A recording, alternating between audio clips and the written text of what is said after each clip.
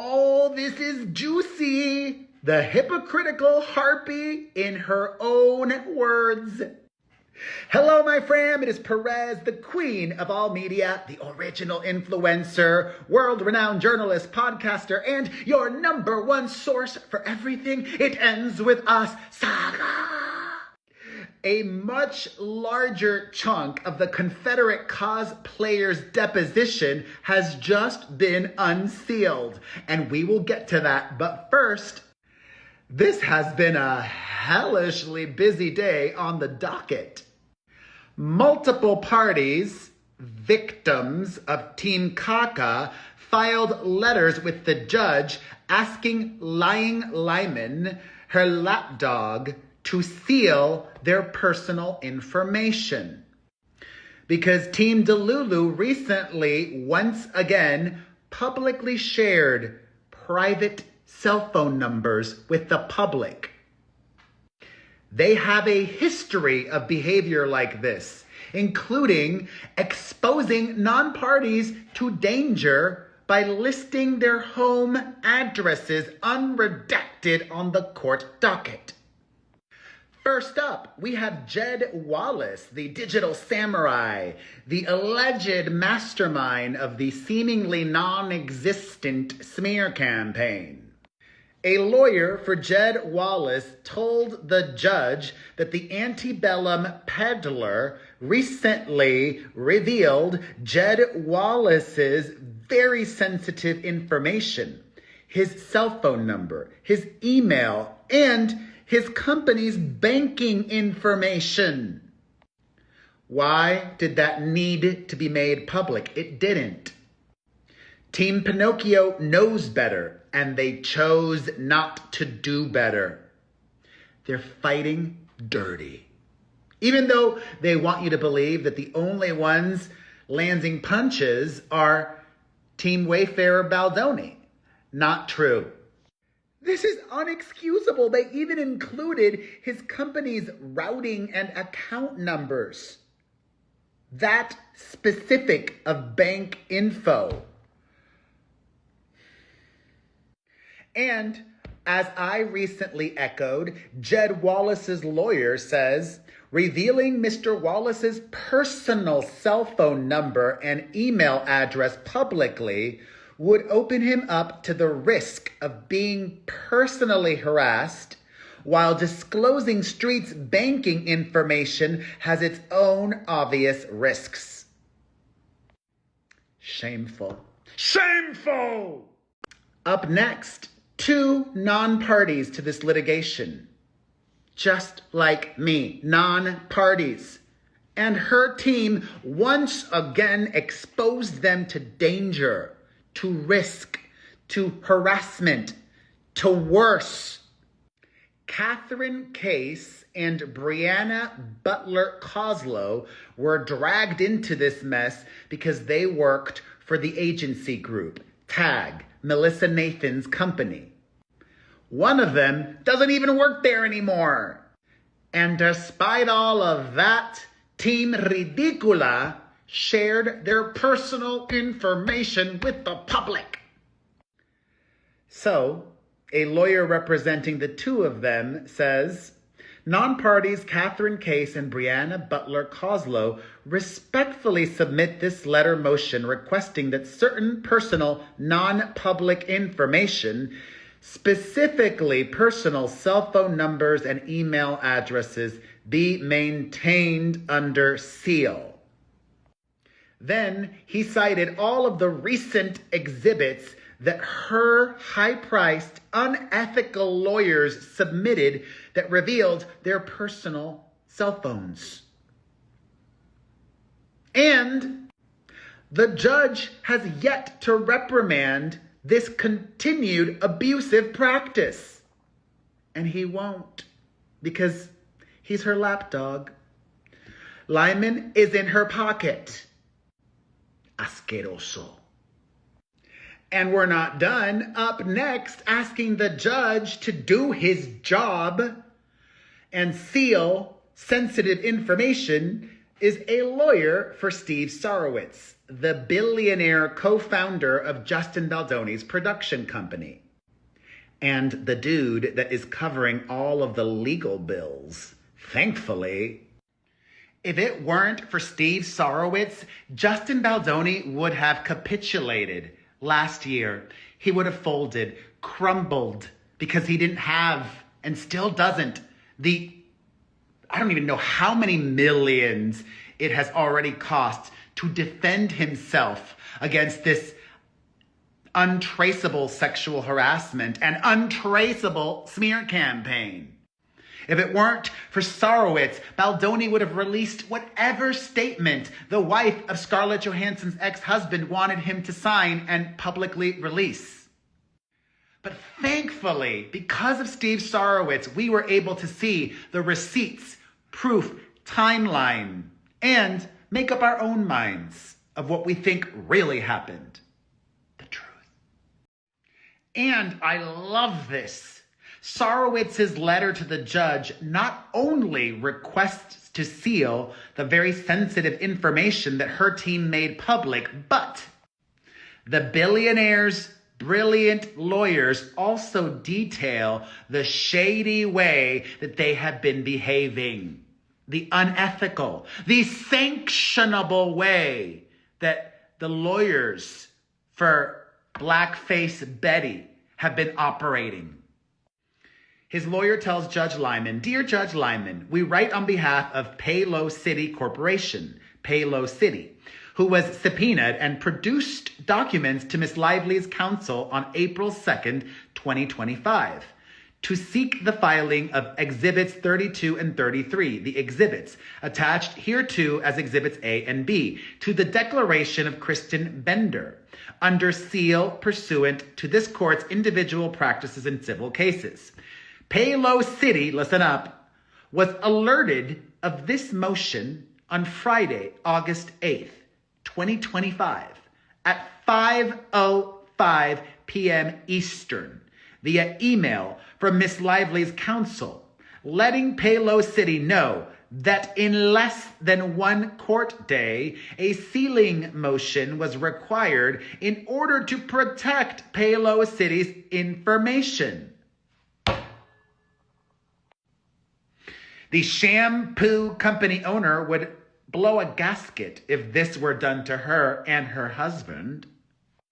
Sarowitz's letter continues.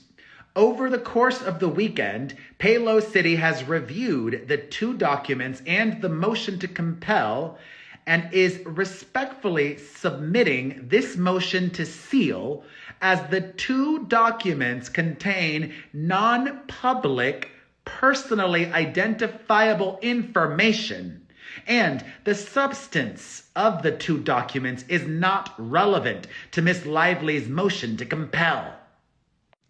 Two emails from defendant Steve Sarowitz's Palo City email contain confidential information and are merely used in part of a CEG site to show that Mr. Sarowitz had received communications relating to the film via his Palo City email.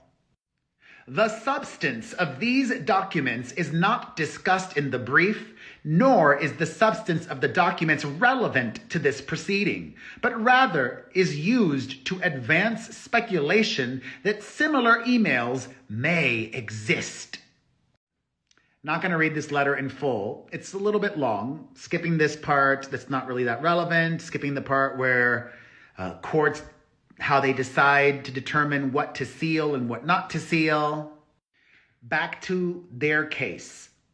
The exhibits should be sealed because they include, quote from, or constitute confidential and personal information that is not available to the public and would serve no public interest if filed publicly. Plus, here, Palo City is an innocent third party who merely produced responsive documents pursuant to Miss Lively's subpoena. The information contained in these documents serves no public interest if filed publicly in the context of Miss Lively's motions to compel. As such, Palo City's strong interest as a third party in this case is sufficient to rebut the common law presumption of access to these documents. The personal information in these emails outweighs any need for public disclosure. So, Palo City respectfully requests that Exhibits 32 and 33 to the Declaration of Kristen Bender remain under seal. And now we're hearing from the Wayfairer defendants themselves. This is crazy. Everybody is asking the judge to wake up. Do something. Don't just seal, sanction, or at least publicly scold. Jesus. This first letter from Team Baldoni Wayfairer says, Dear Judge Lyman, we move for continued sealing of Exhibit L to Blake Lively's motion for sanctions. Exhibit L contains telephone numbers and or email addresses of certain Wayfairer parties and non-parties. Accordingly, the Wayfairer parties respectfully request that Exhibit L is permanently sealed. Then in a separate letter to the judge, Team Baldoni Wayfairer says, we move for continued sealing of all of these other ones. Oh, Jesus, how exhausting. This one contains emails and phone numbers of non-party individuals as well. It's just overwhelming. It's overwhelming because none of this needed to happen. Her deplorable lawyers could have already filed this all under seal, redacted for the public, but they didn't because her lawyers suck. And that brings us to the main dish, the entree. Are you ready for it? I'm going to give you a dramatic reading. But first, a very quick recap to jog your memory. Team Baldoni Wayfairer recently submitted as an exhibit the full transcript of the Teen Choice Award winner's deposition. Obviously, her bestie, Lyman, decided to strike that. But he did, however, order that the self-proclaimed Cherokee American resubmit an unsealed just excerpt of the relevant portion in question. I already shared with you just a little bit of that which came out, but now we got more. Let's do this. On June 31st, the cinematic terrorist sat across the table from Justin Baldoni and all of the Wayfairer defendants as she was grilled by lead lawyer Brian Friedman. Yep, he personally asked all of the following questions. And manhandling on Vanzan Baruka's side was ethically challenged Ezra Hudson. Let's get into it. All right, the first time I introduce each player, I will say their full name. Going forward, just their last name. Starting with Brian Friedman to Blake Lively. Question: when did the smear campaign end? Her lawyer, Ezra Hudson. Objection. Lively answers, quote, it doesn't feel like it's ended. Friedman, it's still ongoing? Lively, it feels that way, yes. Friedman, who do you believe is involved in the ongoing smear campaign? Hudson, her lawyer. Objection to the extent that calls for attorney-client privileged communications. You can answer if you can answer that question without revealing attorney-client privileged information. Lively, I believe, outside of what I know through attorneys, I believe that the defendants are involved in the ongoing retaliatory smear campaign. Friedman asks her, which ones? Lively responds, all of them. And I believe you are.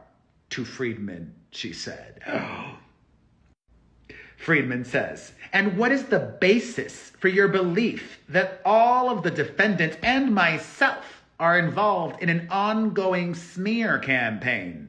Her lawyer, Hudson, quote, same objection, and I'm having to object with respect to attorney-client privilege. If you can answer that question without revealing attorney-client privilege communications, you can answer.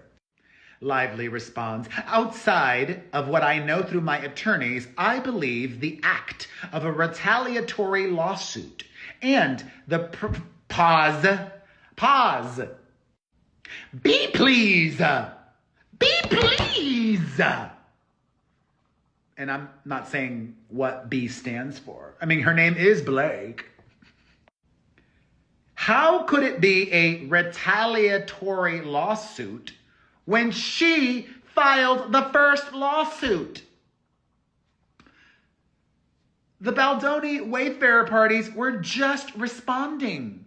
Were just defending themselves. She filed first. That's not a retaliatory lawsuit. So the question was, and what is the basis for your belief that all of the defendants and myself are involved in an ongoing smear campaign? She answered, outside of what I know through my attorneys, I believe the act of a retaliatory lawsuit and the press that you have done and the statements that you have made about me and my character have felt incredibly retaliatory. The same could be said about her lawyers. They've given interviews too. Recently too. I remember her lawyer, Mike Gottlieb, chatting with CNN in June and saying things that Team Baldoni could also argue are defamatory or retaliatory. Friedman then asks, what about the defendants? What did they do that's part of the ongoing smear campaign? Lively responds, like I said, outside of conversations with my attorney, I'm unable to answer that. Translation, she's got nothing. She knows nada of an ongoing retaliation campaign. All this because of hurt feelings. Crazy. Crazy. Que locura. All right, my fam, thoughts? Let's discuss everything in the comments section. Thoughts on our deposition, thoughts on all the people having to beg Judge Lyman to seal and keep out of the public docket personal information like phone numbers and banking information. Just craziness, so much craziness. And I think that little snippet more that we got of the deposition, very telling. All right, see you in the comments section. Thank you for watching. Thank you for your support. I love you. I love you. Bye.